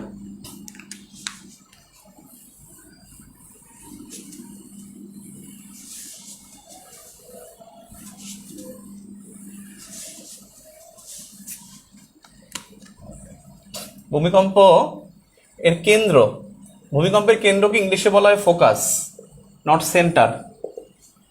ফোকাস বলা হয়। অর্থাৎ এটা হলো ভূ অভ্যন্তরে যে স্থানে ভূমিকম্পের উৎপত্তি হয়, ভূ অভ্যন্তরের যে স্থানে ভূমিকম্প সৃষ্টি হয়, যে স্থানে ভূমিকম্প সৃষ্টি হয়, এই উৎপত্তি স্থলটাই হলো কেন্দ্র। উপকেন্দ্র, উপকেন্দ্র ইংলিশে বলা হয় এপিসেন্টার, EPICENTER, এপিসেন্টার, উপকেন্দ্র। উপকেন্দ্র হলো কেন্দ্রের ঠিক সোজাসুজি উপরে।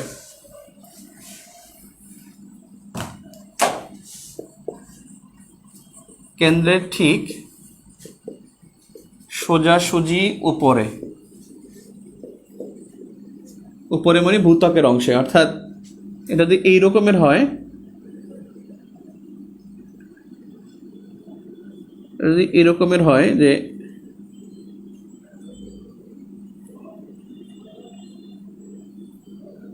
এটা ভূত্বকটা যদি এরকমের হয়, এইটা যদি কেন্দ্র হয় আর এখান থেকে এটা হলো উপকেন্দ্র,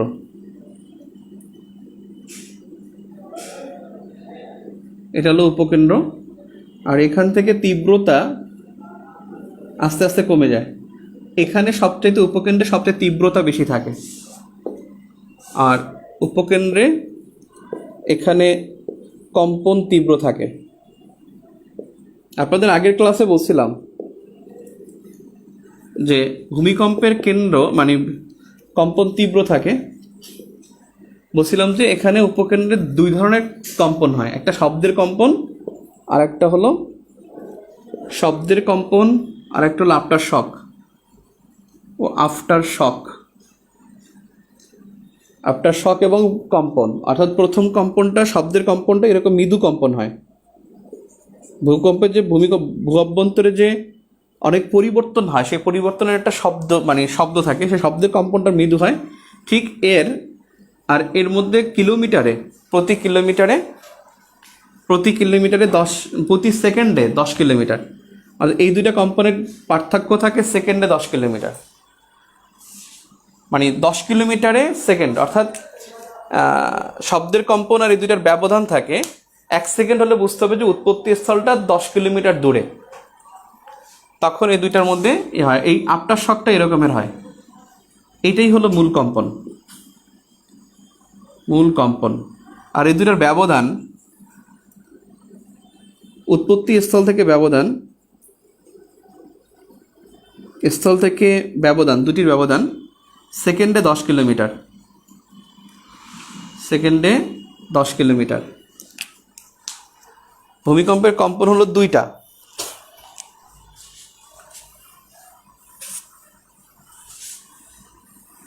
ভূমিকম্প আমরা আগের কোন ক্লাসে যেন পড়ছিলাম, অষ্টমে মনে হয়। ভূমিকম্পের যদি কারণ বলেন, 1 নম্বরে নবীন পর্বতমালা, নতুন পর্বতমালা সৃষ্টি হলে একটা কারণ হয়ে থাকে। আরেকটা হলো পৃথিবী 8টি টেকটোনিক প্লেট ও 6টি আঞ্চলিক স্তরে বিভক্ত,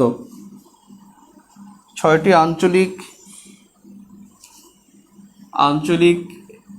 স্তর না, ওটা হবে টুকরায় বিভক্ত। এবং পৃথিবী সবই কিন্তু এক ছিল, একটা সময় সবই ছিল। আপনি কিন্তু দেখেন এখানে ইউরোপটা এই রকমের, ঠিক তেমনি দেখবেন এখানেও এটা এই রকমের, মানে এটা এদিকে ঢুকে যাবে, দেখবেন এইটা এখানে ঢুকে যাবে।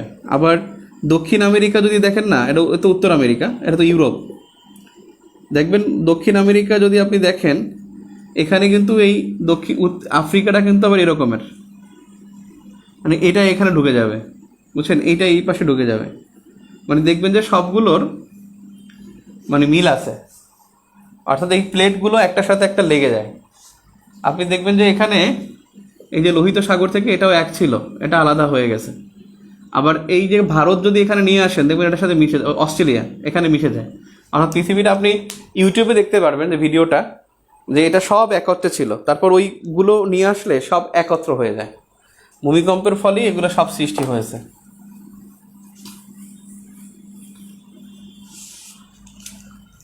তাহলে 8টি টেকটোনিক প্লেট ও 6টি আঞ্চলিক টুকরায়। এখন বাংলাদেশ কোন জায়গায় অবস্থিত? বাংলাদেশ ইন্ডিয়ান প্লেট ও কিছু অংশ ইউরোপিয়ান প্লেটে অবস্থিত। কিছু বলতেছে দেখ, ইউরোপিয়ান, যেটাকে অনেকে ইউরেশিয়ানও বলে, অনেক গবেষণা এখানে বলছে ইউরোপিয়ান, আমি অনেক জায়গায় লেখা পড়ছি, সেখানে আছে ইউরেশিয়ান প্লেট। তাহলে বাংলাদেশ তো ঠিক এরকমের না, আরে আল্লাহ, তো আফগানিস্তান হয়ে গেছে মনে হয়। তো বাংলাদেশ যদি দেখি আমরা, তো বাংলাদেশের এদিকটা একটা প্লেট, আর এখানে হলো ইউরেশিয়ান প্লেটটা এই জায়গায়, নেপালের কিছু অংশে। বাংলাদেশ পড়ে না, কিন্তু আপনি যদি এখানে বসে ইউরোপিয়ান প্লেট, আসলে বাংলাদেশের যদি ভূমিকম্প সম্পর্কে আরও পড়েন দেখবেন এটা হলো টাইটোনিক, টেকটোনিক তো, আর এই পাশে প্লেট হলো টাইটোনিক প্লেট, আর যেটা চায়না টায়না শহর ওদিকে অবস্থিত, সেখানে এই অংশটা কিন্তু ওখানে দেখানো হয়েছে। আর ইউরেশিয়ান প্লেটটা হলো নেপালের হিমালয় পর্বতের এই পাশটা, কিন্তু এখানে বইতে ইউরোপিয়ান প্লেট লিখছে যে দুইটার মাঝে অবস্থিত। আমার কাছে এটা বিশ্বাস হলো না, কারণ নেপালের উৎপত্তি হয়েছে কি ইউরেশিয়ান প্লেট এবং ইন্ডিয়ান প্লেট এবং হলো টাইটোনিক প্লেটের সংঘর্ষের ফলে। যাক, এখানে বলছে যে বাংলাদেশ ইন্ডিয়ান প্লেট ও ইউরোপিয়ান প্লেটের মধ্যে অবস্থিত, এখানে কত অংশ সেটা কিন্তু বলে নাই। এরপর হলো অন্যতম কারণ হলো ভিত্তিশিলা চ্যুতি, অর্থাৎ শিলার চ্যুতি বিচ্যুতি। এরপর হলো আগ্নেয়গিরির লাভা। আর বাংলাদেশের ভূমিকম্পের কারণে বাংলাদেশ ভূমিকম্পের কারণ এটাই যে বাংলাদেশ ইন্ডিয়ান প্লেট এবং ইউরোপিয়ান প্লেট দুই প্লেটের মাঝে অবস্থিত, এবং নবীন পর্বতমালাও বাংলাদেশে তৈরি হয়েছে। এই যদি দেখেন ভূমিকম্পের ফলাফল, সারা বিশ্বের ফলাফল দেখি আর বাংলাদেশের ফলাফল দেখি। বিশ্বের ফলাফল বললে সেটা হলো ফাটলের সৃষ্টি। নাম্বার 2 হলো বরফখণ্ডের পতন, অর্থাৎ হিমালয় পর্বতে বরফখণ্ড ভেঙে পড়ে যায়, ফলে পানির উচ্চতা বৃদ্ধি পায়। আর 3 নম্বর হলো সমুদ্রে যখন হবে তখন 15 থেকে 20 মিটার উঁচু, এই উচ্চতাটা মনে রাখবেন, উঁচু সুনামি। পরীক্ষা আসবে সুনামির উচ্চতা কত হয়, 15 থেকে 20 মিটার উঁচু সুনামি হয়। তাহলে ফলাফলটা দেখলাম এগুলো ওদের ফলাফল, অর্থাৎ সারা বিশ্বের যে ফলাফল হয় সেটা। আর বাংলাদেশের ফলাফল দেখি, বাংলাদেশের ভূমিকম্পের যে ক্ষয়ক্ষতি বা ফলাফল,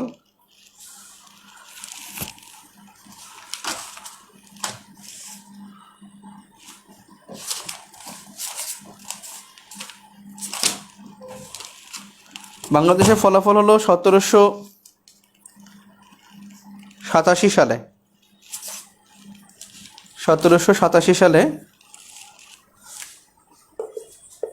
বিডি ফলাফল 1787 সালে ভূমিকম্পে ব্রহ্মপুত্রের তলদেশ উঁচু হয়, ফলে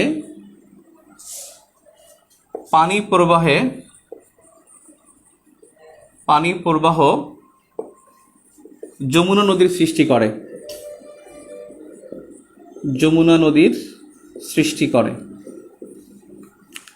1787 সালে ভূমিকম্পে ব্রহ্মপুত্রের তলদেশ উঁচু হয়, ফলে যমুনা নদীর সৃষ্টি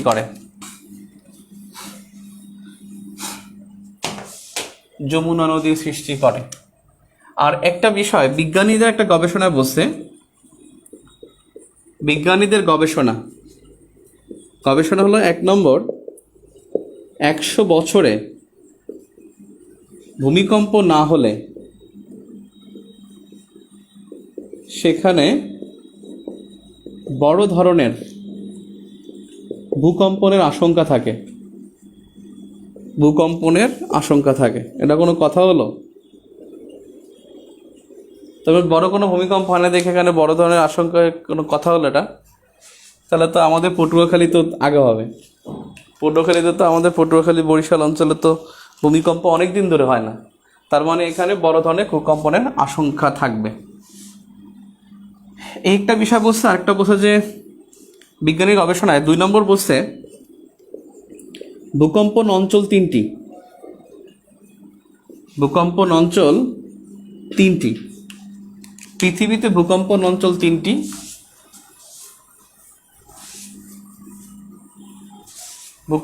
ভূমিকম্পের বেসিক কিন্তু এখানে আলোচনা হচ্ছে কিন্তু। এখন 1 নম্বর, এই যে ভূকম্পন অঞ্চল 3টা, সেই 3টা কি কি? এক হলো প্রশান্ত মহাসাগরীয় অঞ্চল, প্রশান্ত মহাসাগরীয় উপকূল অঞ্চল আর কি, অঞ্চল বললেই হবে। এবং সেখানে দেখবেন ম্যাপের মধ্যে যেটা দেয়া আছে সেটা হলো একবারে ইউএসের পশ্চিমাঞ্চল, আলাস্কা থেকে শুরু করে কানাডা, এই মেক্সিকো, চিলি, আবার ওদিকে জাপান ফিলিপাইন এই অঞ্চল, অর্থাৎ প্রশান্ত মহাসাগরীয় অঞ্চল, তারা একটা ভূমিকম্প প্রবণ অঞ্চল। নাম্বার 2 হলো ভূমধ্যসাগরীয় হিমালয় অংশ, ভূমধ্যসাগরীয় হিমালয় অংশ, এবং এটা পুরোটাই বসে একেবারে ইউরোপ থেকে শুরু করে ভূমধ্যসাগর তীরবর্তী এবং হিমালয়ের চারপাশ, নেপাল বাংলাদেশ সহ, মানে এই ভূমধ্যসাগরী হিমালয় অংশের মধ্যে কিন্তু বাংলাদেশ আছে। বাংলাদেশ এই অঞ্চলের মধ্যে, প্লেট আলাদা, ইন্ডিয়ান প্লেট তো হলো মানে ভূমিকম্প হবে কিন্তু কেউ জানে না, প্লেটের অবস্থান। ভূমিকম্প অঞ্চল 3টা ভাগে ভাগ করছে, তার মধ্যে প্রশান্ত মহাসাগরীয় অঞ্চল, ভূমধ্যসাগরীয় হিমালয় অংশ, আর হলো মধ্য আটলান্টিক, যেটা আফ্রিকা অঞ্চলের কাছে, মধ্য আটলান্টিক ভারত মহাসাগরীয় শৈলশিরা অংশ, ভারত মহাসাগরীয় শৈলশিরা অংশ। তার মানে বাংলাদেশ কিন্তু এই অংশের মধ্যে না, বাংলাদেশ কিন্তু ওই অংশে, অর্থাৎ ভূমধ্যসাগরী হিমালয় অংশ হলো বাংলাদেশ।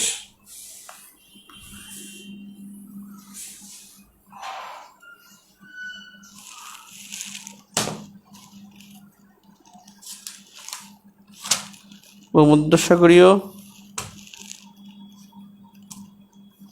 টেকটনিক প্লেটের সংঘর্ষের কারণে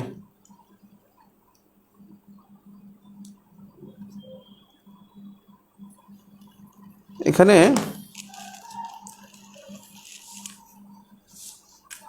বাংলাদেশের অবস্থান এই বইয়ের মধ্যে 2টা জায়গায় 2 কথা বলছে। এখানে বলছে যে বিডি অবস্থান, এখানে এটা শেষ, ভূমিকম্পর অঞ্চল শেষ। বাংলাদেশ বলছে ইন্ডিয়ান প্লেট, এক জায়গায় বলছে ইন্ডিয়ান প্লেট এবং ইউরেশিয়ান প্লেটের সীমানায়,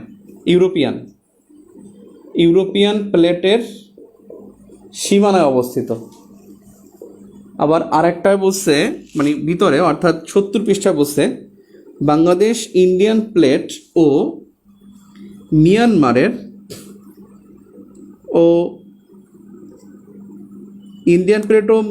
সাব প্লেটের মাঝখানে অবস্থিত। মিয়ানমারের সাব প্লেটের মাঝখানে অবস্থিত। তার মানে যাই বলুক, বাংলাদেশ ইন্ডিয়ান প্লেটে এটা আছে, বেশিরভাগই ইন্ডিয়ান প্লেটে, ইউরোপিয়ান প্লেটের সীমানা অবস্থিত, আর হলো ইন্ডিয়ান প্লেট ও মিয়ানমারের সাব প্লেটের মাঝখানে অবস্থিত। এখন একটা বিষয়, আপনাদের বিজ্ঞানের কনফিডেন্সের একজন বিজ্ঞান শিক্ষক, তিনি এক ক্লাসে আগের দিন পড়াই আসছেন, তিনি ইউরোপিয়ান প্লেটে বাংলাদেশ অবস্থিত। আমি এবার পরের ক্লাসে গিয়ে হুদাই বলছি যে মানে আমি ইন্টারন্যাশনাল পরে কেন জানি একটা আলোচনা হলো, তখন আমি বলছিলাম ইন্ডিয়ান প্লেটে, তখনও সে বলছে যে ইউরোপিয়ান। তো ছেলেপেলে একটু করলো, তারপরে স্যারের সাথে যোগাযোগ করলো, স্যার আবার আমাকে বললো যে নাইম ভাই এটা তো ইউরোপিয়ান প্লেটে, তখন আমি বলছি না এটা তো ইন্ডিয়ান প্লেটে, আমি তো এটা পড়ছি। এখন বেসিক্যালি বিজ্ঞানের বইগুলোতেও আছে যে এটা ইউরোপিয়ান প্লেটে, বুঝছেন? বিজ্ঞান বইয়ের মানে বিজ্ঞানের যে বাজারে প্রচলিত গাইড বই, সেখানে আছে ইউরোপিয়ান প্লেটে, কিন্তু আমি যত লেখা পড়ছি সেখানে আমি প্রত্যেকবারই ইন্ডিয়ান প্লেটে পাইছি। এখন রুহুল কবির তালুকদার রিজভি ছিলেন বিএনপির যে একজন নেতা, উনি যদি জানে যে বাংলাদেশ ইন্ডিয়ান প্লেটে, তাহলে তো কইলা বোঝে বাংলাদেশ এত প্লেট থাকতে ইন্ডিয়ান প্লেটে কেন যাব, ঠিক আছে? তখন কিন্তু সেই কথা বললে বলাইতে পারে। হ্যাঁ, যাই হোক, যত কিছুই হোক, এটা ইন্ডিয়ান প্লেটে।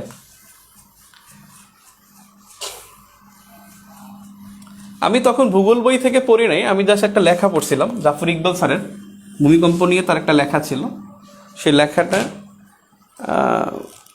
লিখছে। জাফর ইকবাল স্যার আগে অনেক লিখতো বিজ্ঞান বিষয়ক, এখন লেখে না, ওনার শরীর খারাপ কিনা কে জানে। প্রচুর লিখতো বিজ্ঞান বিষয়ক এবং শিখতাম, অনেক কিছু শিখতাম, তাকে ফেসবুকে লিখতো। জাফর ইকবাল স্যার এখন আর বেশি একটা আমি লেখা পাই নাই, গত 2-3 বছর পাই না। কলম টলম একটু কম লেখে, প্রথম আলোর সাথে একটু ঝামেলা হওয়ার পরে এখন মাঝে মাঝে সমকালে লেখে আর কি। যা হোক, আপনারা পত্রিকাটা পড়েন, বুঝছেন, পত্রিকা পড়েন। আমরা কয়টা বাজে রে? 9টা বেজে গেছে। ইন্নালিল্লাহ। আমাদের সিসমিক জোন আছে, বুঝছেন, সিসমিক জোন বাংলাদেশে ভূমিকম্পের ঝুঁকি অঞ্চল। 1989 সালে ফ্রান্সের প্রকৌশলীরা বলছে তিনটি জোন। 1993 সালে বাংলাদেশ যে বিল্ডিং কর্পোরেশন আছে, বিএনবিসি মনে হয়, বাংলাদেশ ন্যাশনাল বিল্ডিং কোড, তারা বলছে 93 সালে বলছে এটা 3টি সিসমিক জোন। 2015 সালে তারা বলছে এটি 4টি সিসমিক জোন। মানে ঝুঁকি অঞ্চল 3টি, 4টি এবং 3টি। তাহলে সিসমিক জোন, আল্লাহ সিসমিক বানান হয় কিনা আল্লাহ জানে। সিসমিক জোন, আমি এটা বাংলায় লিখি ভাই, seismic zone of Bangladesh, seismic zone of Bangladesh. এখন 1 নম্বর সোর্স, সেটা হলো 1989 সালের। অবশ্যই তারা সোর্স উল্লেখ করে কোশ্চেন করবে। 1989 সালে ফরাসি ইঞ্জিনিয়ারিং কনসোর্টিয়াম, ফরাসি ইঞ্জিনিয়ারিং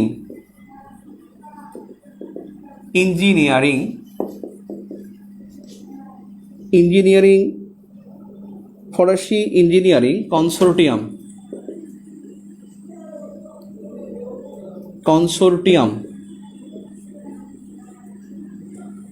ফরাসি ইঞ্জিনিয়ারিং কনসোর্টিয়াম বিডি কতজন আছে রে? হ্যাঁ, বাংলাদেশে ভূমিকম্প অঞ্চলকে 3টি ভাগে ভাগ করেছেন।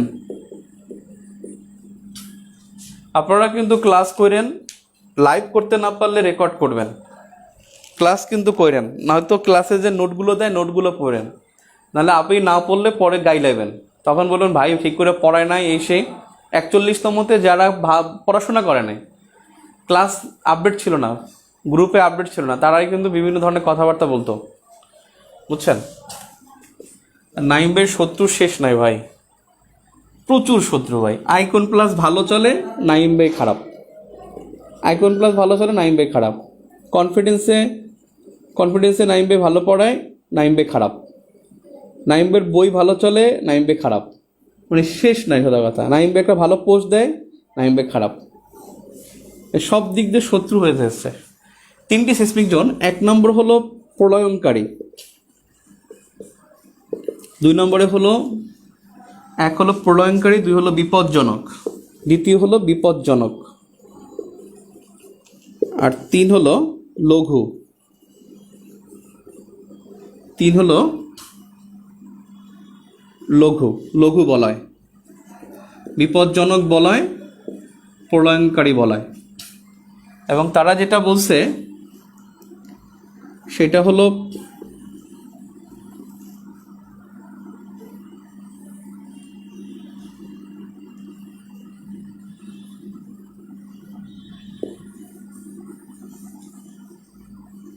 ধরে নেই যে বাংলাদেশ, তারা যেটা বলছে এখানে যে কুড়িগ্রাম, এটা কুড়িগ্রামের এই সাইডটা, এখান থেকে রংপুরে কিছু অংশ এবং দিনাজপুর বাদে নেই, ময়মনসিংহ এবং সিলেট, এটা হলো 1 নম্বর ঝুঁকি অঞ্চল।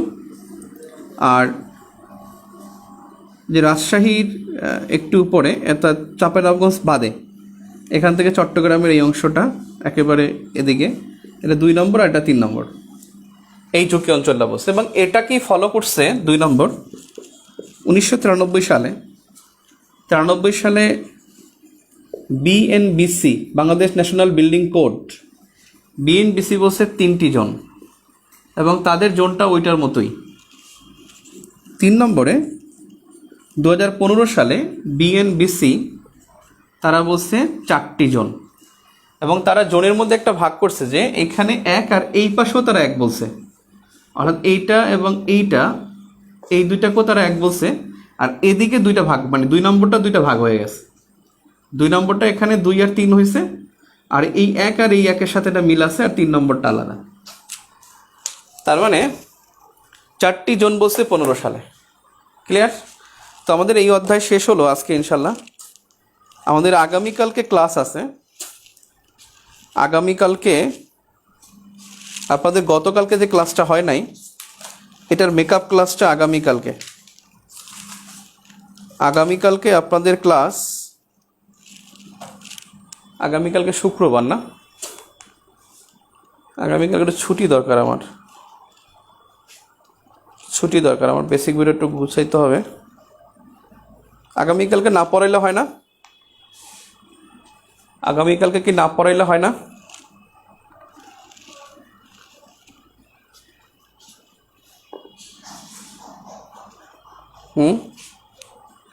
না পড়ানো লাগবেই? কিছু বলতেছেন? কবরগুলো কি প্রলয়ঙ্কারী, বারবার ব্লার, আর 2 জনের কমেন্ট দেখি, প্রবলেম নাই।